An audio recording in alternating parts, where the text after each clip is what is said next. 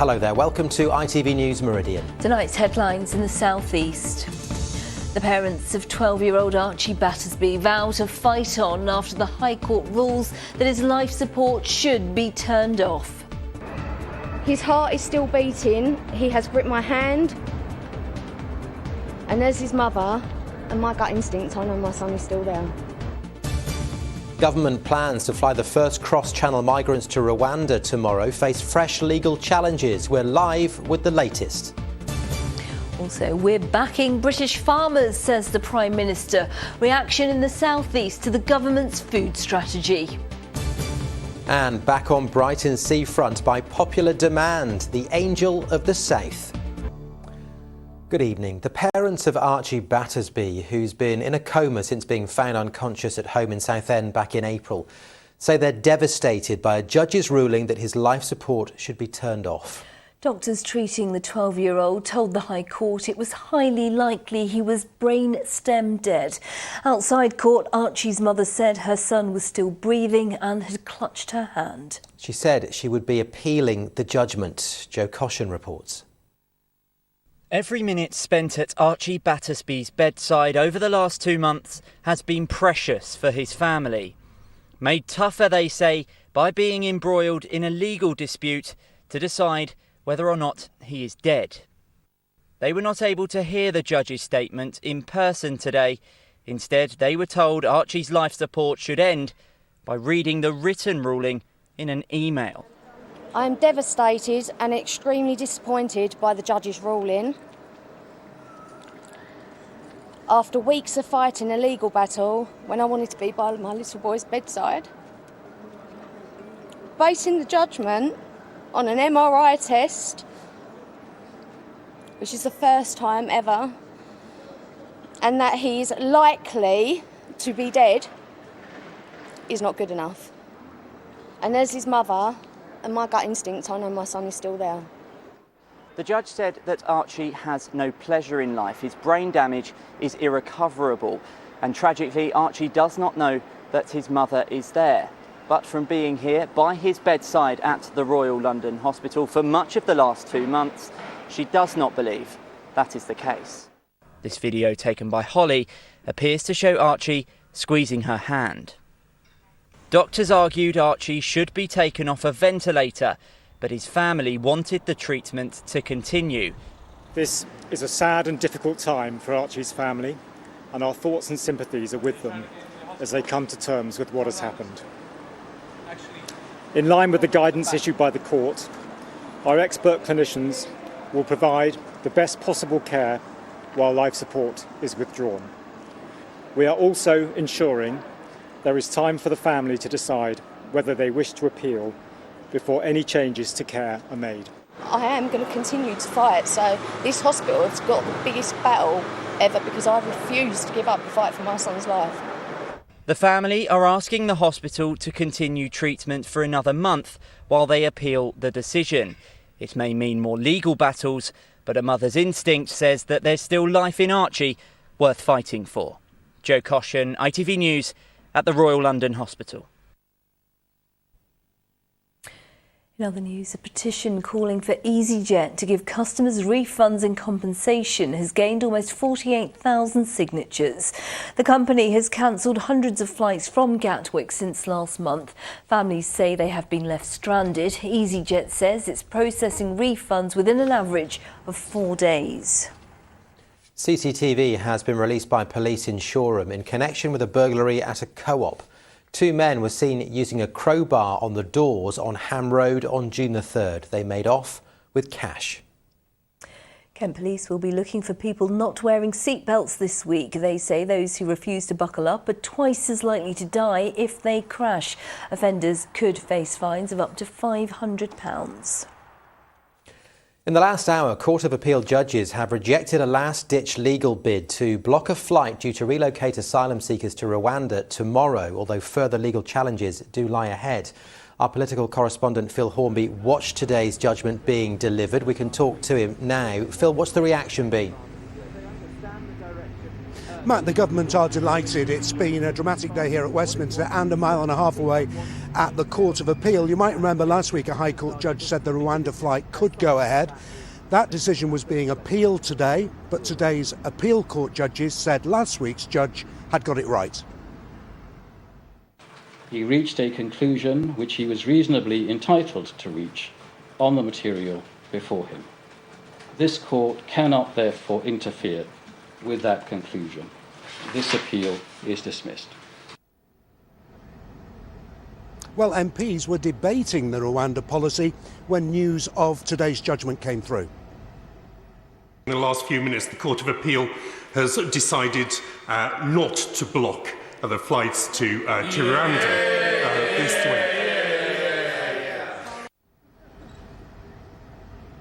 Lots of cheers there, but obviously this is a very controversial policy. The opposition parties are dead against it. Most Tories, though, support it. We need practical solutions to deal with people who are jumping the queue of genuine asylum seekers, refugees to whom we owe a duty of care. So I hope the flights start and that message gets out loud and clear. This isn't just unworkable, unethical and expensive, it is also profoundly un-British and ignores our British values of decency and common sense. It is time to think again. Yeah. But the government say it will act as a deterrent and it will break the business model of the people smugglers responsible for all the asylum seekers crossing the channel in small boats. Tomorrow's flight then will go ahead, the first flight to Rwanda. There'll only be a handful of people on it, we reckon maybe even down to single figures, but the government hope this sends out a signal. Nevertheless, there's another big court battle coming up next month to decide whether the policy as a whole is legal or illegal. OK, Phil, we will watch with interest, of course. For the time being, thank you very much. Now you're watching ITV News in the Meridian region. Coming up on the programme. Justice delayed, justice denied. Leading lawyers say our courts are in crisis with tens of thousands of trials on hold. And you may have heard rumours of a heatwave later this week. But what's the truth? Well, I'll be here with all the details. And there's more from us, of course, on our website. itv.com/Meridian is the address. You can call us on 0808 1010 095. And don't forget to follow us on social media.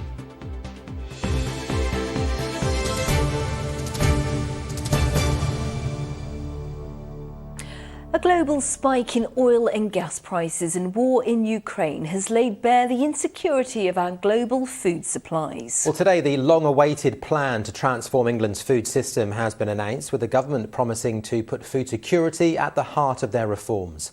Sarah Colley has the details. The new food strategy includes plans to have more homegrown food to guard against economic shocks like the war in Ukraine. Ensure 50% of food spent in all public sector bodies is on locally sourced food or that which is held to higher standards. Invest in new technology to increase productivity.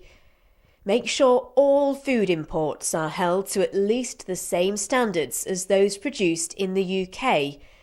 And create a new professional body for the farming and growing industry. Well, despite those promises, critics today say the government's plans fall short of what's needed. Catherine Walker has this report as part of a special series this week looking at the future of farming. Getting his hands dirty, digging up courgettes. Today, the Prime Minister announced the government's first ever food strategy. The aim, he says, is to boost food production and back British farmers. What you've got to make sure that you do is that you look after UK food and farming and recognise that we have an opportunity to eat much more of what we grow in this country and produce much more in the UK. But there's still a dark cloud over farmers like Rebecca, who are worried about the fragility of our country's food security. I definitely get sleepless nights. Recently, input costs, so everything that we need to grow our crop or to lamb our sheep, has gone through the roof. And the problem with that is that it makes our business decisions as to what we can physically afford to grow next year really, really difficult. And what's the impact of that then? I mean, quite simply, the food will not be on the shelves. And we really are, only a few days away from, shortages if we have another kind of crisis.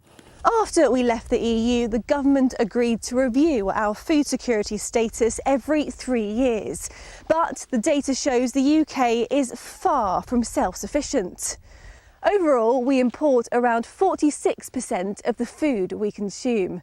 Around 50% of the vegetables we eat comes from other countries. And 84% of our fruit is supplied from the EU, Africa and the Americas.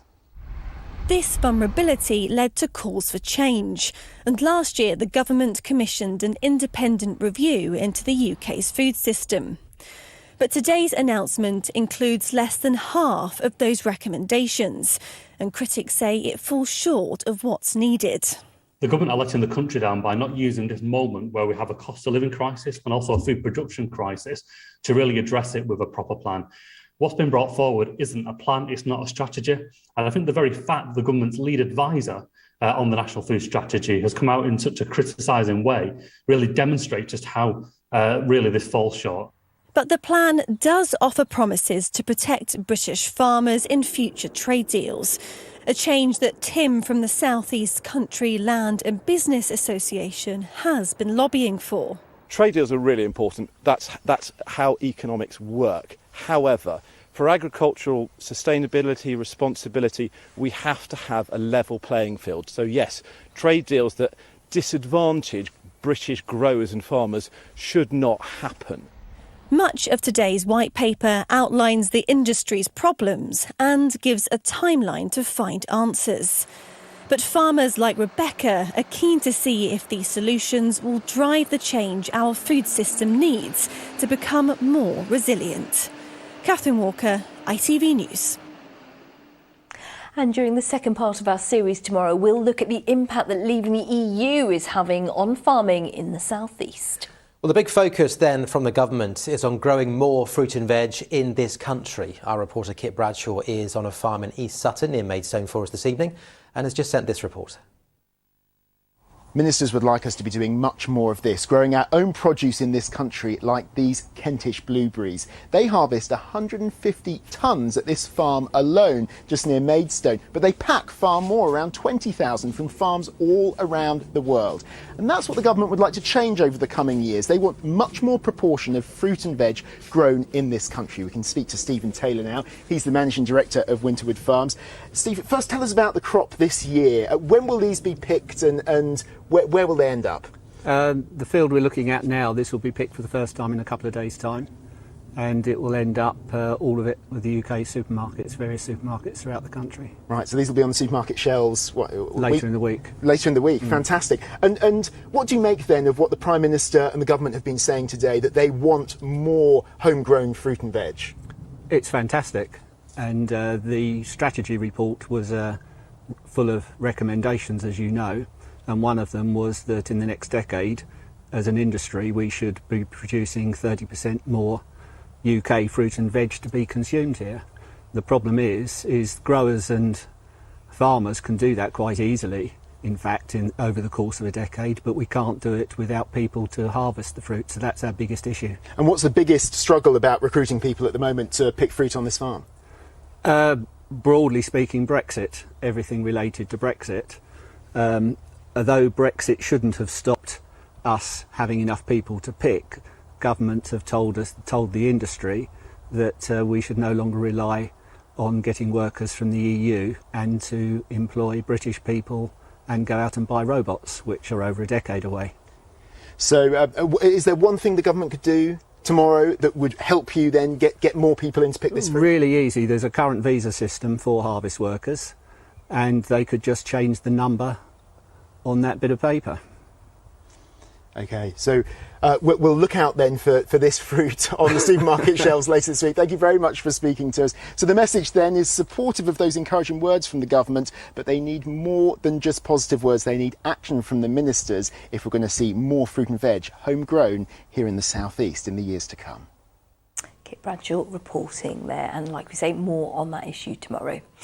Now, leading legal professionals say our justice system is teetering on the brink of collapse through years of underfunding and a mounting backlog of cases. Criminal barristers in our region have been conducting strike action for several weeks in protest against low rates of legal aid funding and are currently voting on whether to escalate, which could result in walkouts. Well, all the while, many victims of crime now face delays of several years before seeing justice. Here's Nick Smith.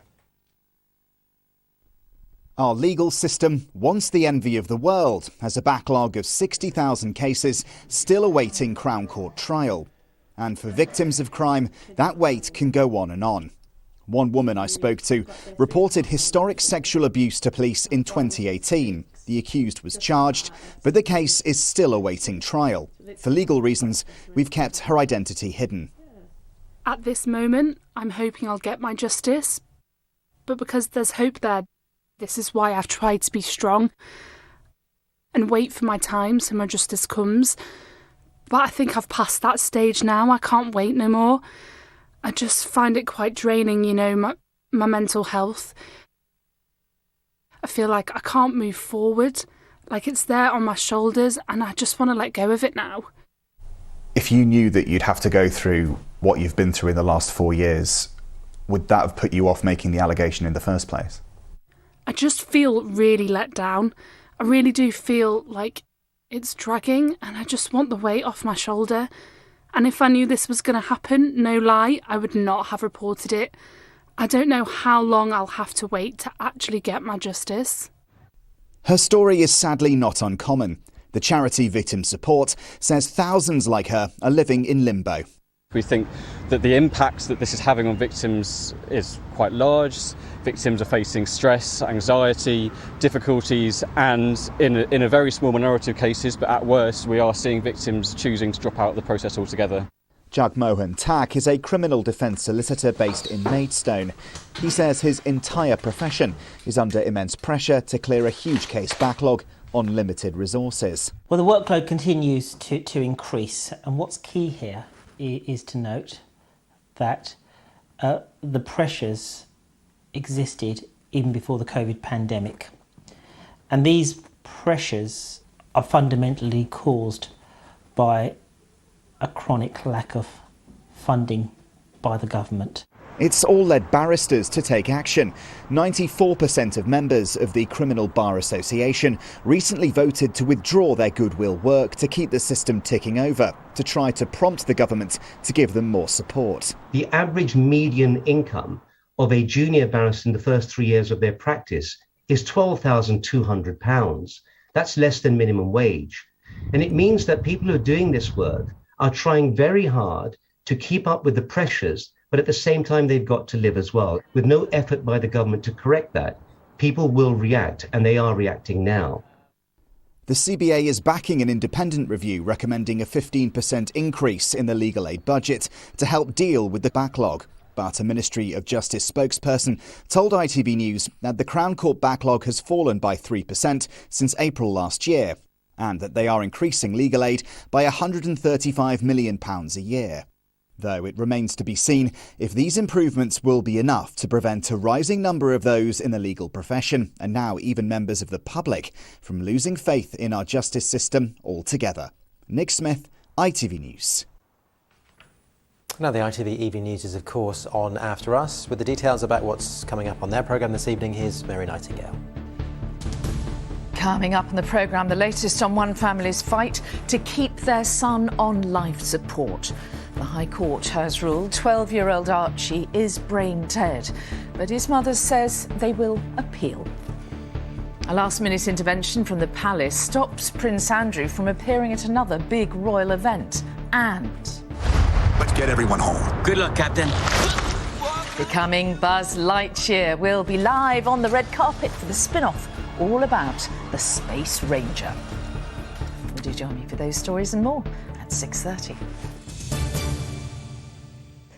Now, a head teacher from Sussex has been shortlisted for a prestigious national award for her work. Jan Weeks runs a special school for children on the autistic spectrum and has made many changes since she took charge.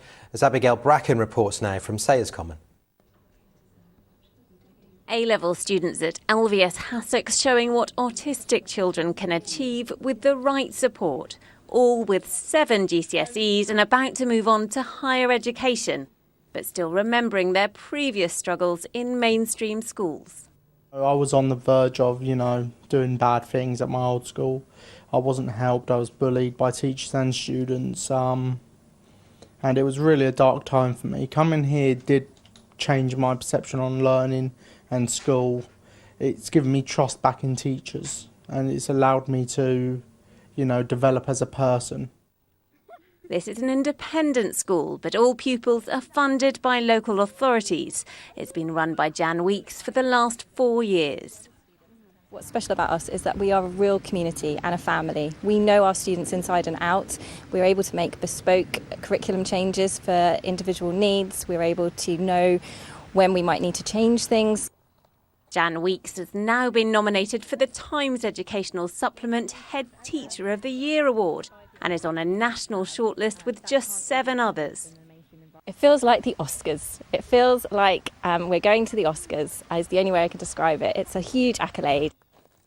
Children here can now do a GCSE in horticulture, and it was the head teacher's idea to open this cafe for students to run, helping with social communication and developing independence.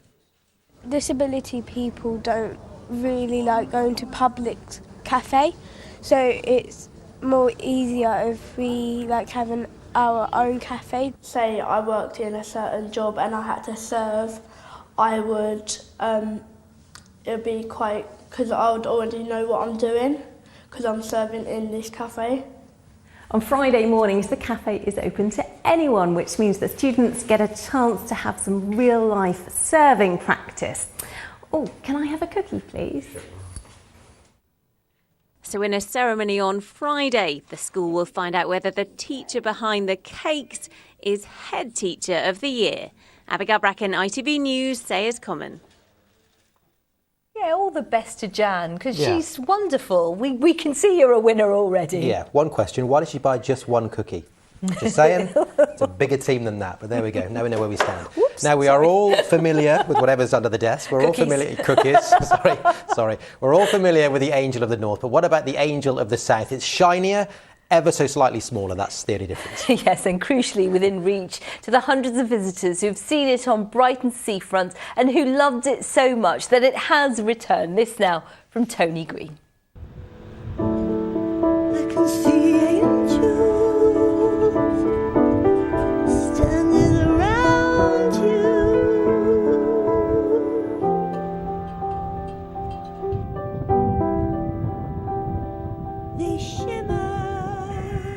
5 years in the making, from a piece of jewellery to a sculpture, The Angel of the South is artist Christopher Shellis's most successful work. And its secret, he says, is how people interact with it. It's been so popular, it's back for a second spell on the seafront at Brighton. Yeah, I really love the reception it gets off people. It's far beyond expectations. I was an artist and designer over the last 25 years. It's by far the best thing I've ever done. It's more than just a sculpture, it just brings a lot of reward when you see people reacting with the sculpture. This is very nice. Yeah, I love the movement and the way it just catches the light. I think it's very attractive. Yes, lovely, yeah, beautiful. And it's going to be an asset to the front. Christopher hopes to raise enough money to make a version around 25 feet tall and find it a permanent home. The important thing is the interaction. I still want it to be a size where people can interact with it, embrace it, and generally get a rewarding experience from it. The Angel will be in Brighton all summer, where the people under its wings have taken it to their heart. Tony Green, ITV News. Well, something else that you'll be excited about when you go to the seaside is good weather. Holly, so is it true we're getting a heat wave? Well, potentially, yes. So, day on day this week, temperatures will rise. By the time we get to Friday, that's probably the peak of the heat. We could be looking at high 20s, maybe even 30 degrees. And given we haven't even reached 25 so far this year, I think it is going to feel extremely warm. But yes, is it a heat wave? That is a very good question. So this has a very specific definition. It depends on the county you're in, but for most of our region, you need to get 27 degrees 3 days in a row. If that does happen, I think it'll be Thursday, Friday, Saturday. Saturday's a bit more of a question mark. We've got a weather front coming in, which could start to bring a thundery breakdown and some cooler air. But because it's coming from the northwest, it'll take longest to reach us. So it may end up that we are the only part of the country that does officially see a heat wave, but we will have to wait and see. And that's why I moved here. So why is it getting so hot? Well, do you know, partly it's just because we've got some high pressure in place. The sun is very strong at this time of year. And when you get some sunshine and light winds, and day on day it gets a little bit warmer, that obviously sees temperatures rising. But it's more than just that. Take a look at this map. This shows you where the heat is at the moment. So those pinks you can see across parts of Africa and Spain, that's where the very hot weather is at the moment. They're seeing temperatures into the low 40s. Then if I pop on the jet stream, you can see it sort of bulging northwards, and it's allowing this hotter air to track across France and then towards us. So by the end of the week, not only have you got our own heat building, you've got this sort of extra oomph with this very warm air coming up from the continent. Hence, probably the hottest day is going to be towards the tail end of the working week. But as I say, a little bit of uncertainty by the time then we get into the weekend. Okay. We'll take it for now, though. Something pleasant, because we need a bit of warmth, Yeah. don't we? Bit of a lift. Let's see the full forecast then, with the details for us, of course. Here's Holly again.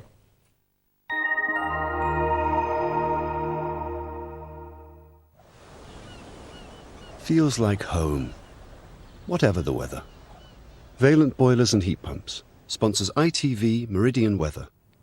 So getting extremely warm later on this week. Today, nothing to write home about in terms of the temperatures, some spells of sunshine, but yes, those values shooting their way upwards, peaking on Friday, and a good deal of sunshine, I think, to be had as well.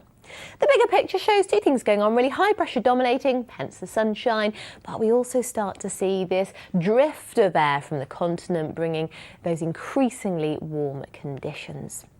Out there at the moment then, some sunny spells to end the day. Cloud will tend to dissolve away into tonight actually, and as a result it does turn cool for the time of year, and we could see a few misty patches around as well. I'll pop up the typical temperatures for towns and cities, but if you're in the countryside, I think a few degrees lower than this is quite possible. So as I say, cool for the time of year tomorrow morning. Nice and bright at first, and that will probably be the way it stays.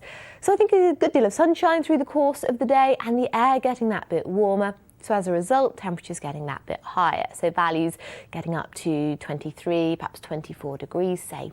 Our high tide times, we got over there at 11:25 and again at 11:46 into the evening. And finally, the outlook. So as you can see, a good deal of sunshine around. Thursday, you might see a bit more in the way of some medium level cloud perhaps, but that air getting increasingly warm. So temperatures edging their way upwards day on day, probably peaking on Friday. We're talking high 20s, potentially around 30 degrees, or maybe just sneaking into the low 30s. More of a question mark by Saturday. We have got the approach of a cold front, which could start to bring some thundery showers perhaps, but equally a lot of heat building ahead of it as well. So we'll keep a close watch on that. Pollen up next. Valent sponsors ITV Meridian Weather.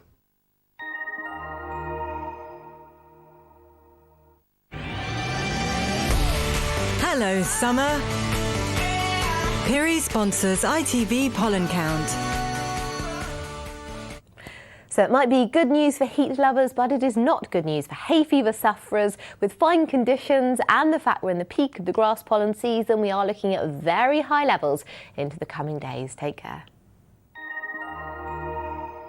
And Holly has just told us there is a supermoon to look out for tonight, and if you have any time to send us some pictures, we'd like to see them. Yes, Meridian Weather at ITV.com. Well done, Matt. I almost remembered it. In just a moment, the ITV Evening News here with Mary Nightingale. That's it from us. Thank you very much for watching. I'm back at 10:30. Bye for now. Take care. Bye-bye.